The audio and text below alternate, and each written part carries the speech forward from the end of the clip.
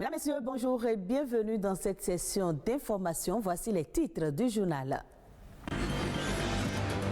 Ce 27 septembre, c'est la journée mondiale du tourisme, une célébration pour mettre en lumière la capacité du tourisme à favoriser le développement inclusif. Le thème de cette année est « Repenser le tourisme ». Dans les marchés et supermarchés, on retrouve plusieurs produits périmés. Que fait de ces produits alimentaires invendus quand ils atteignent leur date de péremption? On s'intéresse au sujet dans cette édition. Et puis en cette nouvelle année scolaire, la question des apprenants ayant redoublé se pose. Ils sont nombreux à reprendre le chemin des classes, souvent à contre-cœur. Comment s'y prendre? Un analyste des questions éducatives nous éclaire.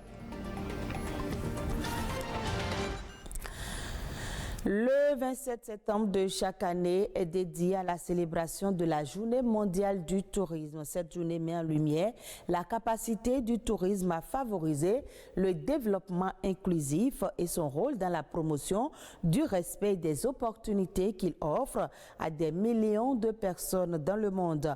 Pour l'édition 2022, le thème choisi est « Repenser le tourisme ». Ulvaeus Balogun revient dans ce reportage sur le tourisme et la croissance inclusive.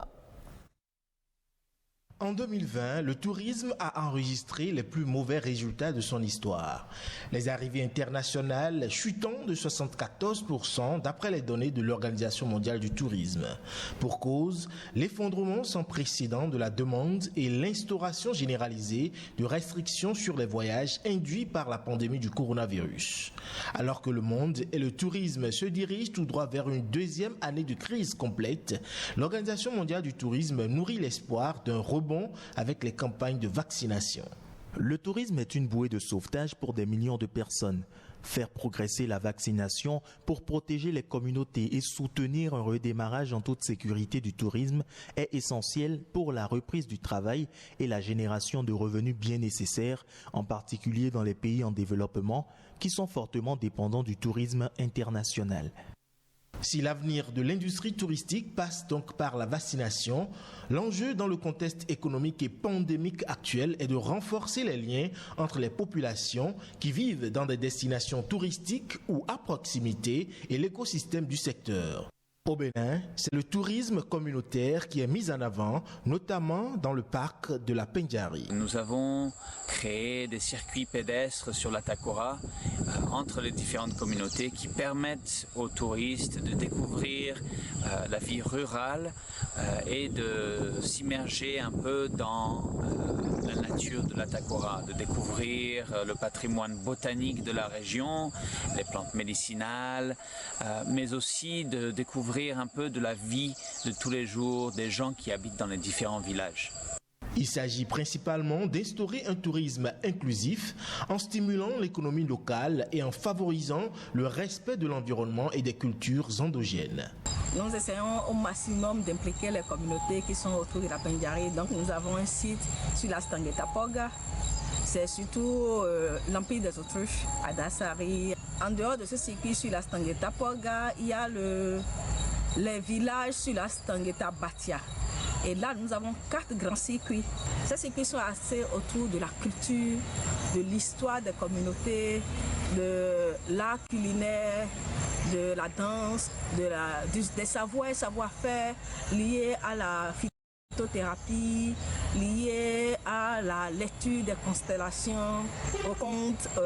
Nous essayons autant que possible, dans ce qui est organisé, de ne pas avoir trop d'externalités qui pourraient baisser l'impact économique au niveau local. Une meilleure vision avec en toile de fond la croissance inclusive apparaît comme le gage du redémarrage du tourisme, aussi bien spécifique aux personnes qu'aux communautés dans le monde. Selon l'Organisation des Nations Unies pour l'alimentation et l'agriculture FAO à l'échelle mondiale, c'est 1/3 des denrées alimentaires qui, du champ à l'assiette, sont gaspillées en cause les dates de péremption qui arrivent à expiration alors qu'elles sont encore en vente dans les grandes surfaces des supermarchés. Que deviennent alors les produits alimentaires invendus quand ils atteignent leur date de péremption? Les détails dans ce reportage. Ces produits alimentaires et autres produits en conserve ou en bouteille ici exposés dans les rayons de ce supermarché ne terminent pas tous dans l'assiette du consommateur. Nombre d'entre eux ne sont pas toujours vendus dans les délais prévus par le producteur ou le fabricant. Mais alors, que font les supermarchés des produits alimentaires qui ont dépassé leur date de péremption? Avant d'acheter tous les produits, on voit les dates de production et la date de péremption. Si nous en achetons et qu'on n'arrive pas à les vendre, déjà nos importateurs sont là, on va les voir pour leur dire que tel produit qu'on avait acheté qui ne coule pas, comment est-ce qu'on va faire? Le plus souvent, ils nous reprennent ça. Et nous, on met ça en promotion.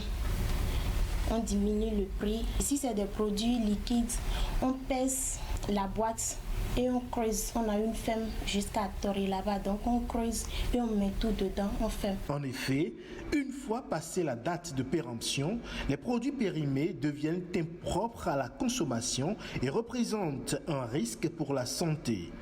La réglementation en la matière est d'ailleurs intransigeante. Puisque nous avons des directions départementales qui font le travail de retrait de ces produits tous les jours dans tous les marchés.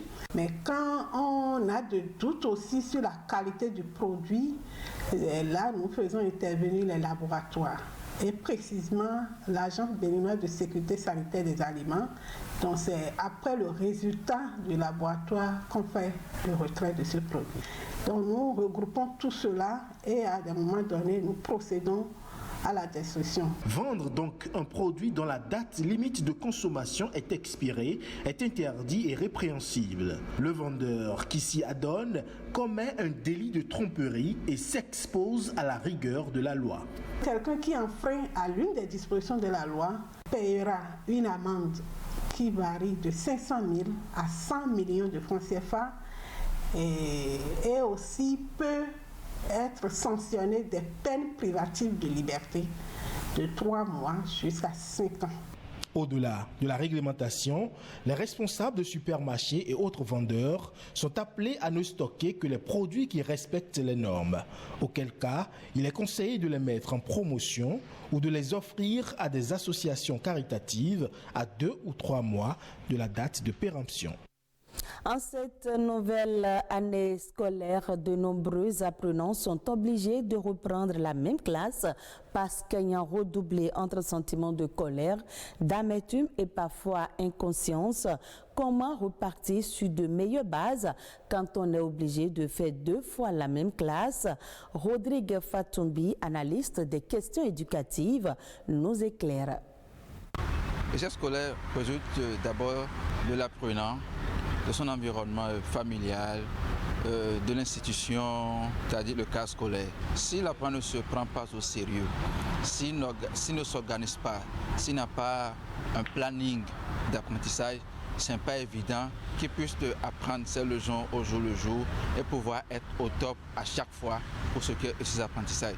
Il faut forcément faire cet effort d'exercice sur soi, aller identifier ces difficultés auxquelles on était confronté, à quel moment ces difficultés ont commencé pour pouvoir anticiper sur ces difficultés. Il ne faut pas que l'apprenant redoublant aille s'installer dans une zone de déjà appris, déjà vu, déjà connu. Donc, il a appris l'année écoulée. Il a aussi suffisamment eu le temps d'oublier ses apprentissages. Il faut forcément qu'il puisse également s'investir et s'investir davantage. Le parent doit forcément s'impliquer davantage dans la vie scolaire de son apprenant. L'implication ne se limite pas seulement au contexte financier de l'apprenant. Il faut aussi échanger avec l'enfant. Il faut installer, disons, tout ce qui est principe, superviser davantage ce que l'enfant fait à la maison, en dehors de la maison, quelles sont les fréquentations auxquelles l'enfant se donne. Aussi, il faut l'encourager. On va peut-être demander aux enseignants d'être en mesure d'apporter un plus à ces apprenants en les encourageant, en les motivant, ne pas les dénigrer, ne pas les insulter. C'est un travail peut-être qu'on demande aux enseignants d'avoir un regard de coaching envers ces apprenants redoublants. Suivons à présent la nation en bref qui porte la signature de Reine Ruiha.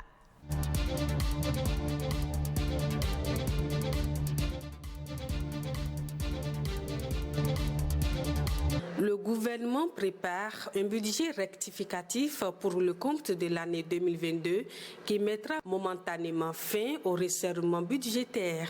Le dit budget vise à augmenter les dépenses sociales et celles liées à la sécurité. C'est une annonce faite par une équipe du Fonds monétaire international en mission de travail à Cotonou du 19 au 23 septembre dernier. La mission a évalué l'évolution récente de l'économie béninoise, discuté du budget rectificatif de 2022 et apprécier les progrès accomplis dans le cadre des engagements pris au titre du programme soutenu par le FMI.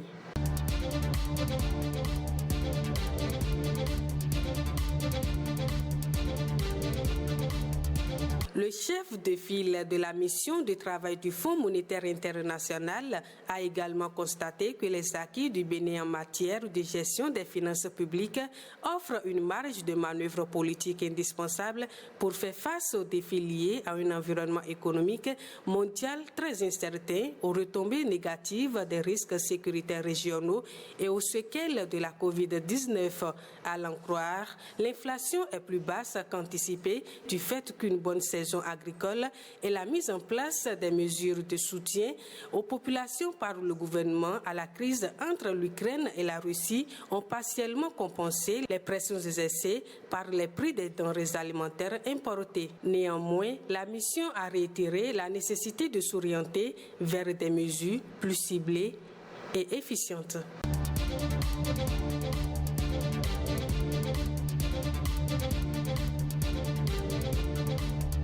Les multiplicateurs de boutures de manioc et les coopératives de producteurs de maïs du pôle de développement agricole du plateau ont reçu vendredi 23 septembre dernier d'importants équipements agricoles.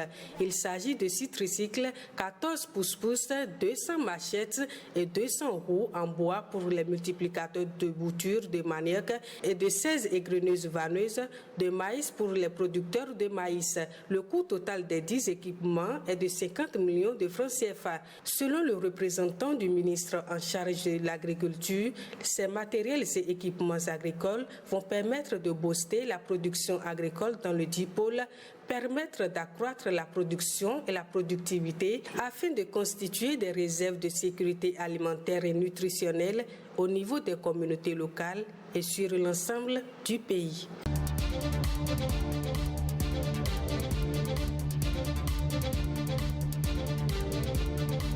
Hors du Bénin, au Nigeria, le département américain de l'agriculture va allouer une enveloppe financière pour la mise en œuvre d'un projet visant à renforcer la chaîne de valeur du cacao au cours des 5 prochaines années.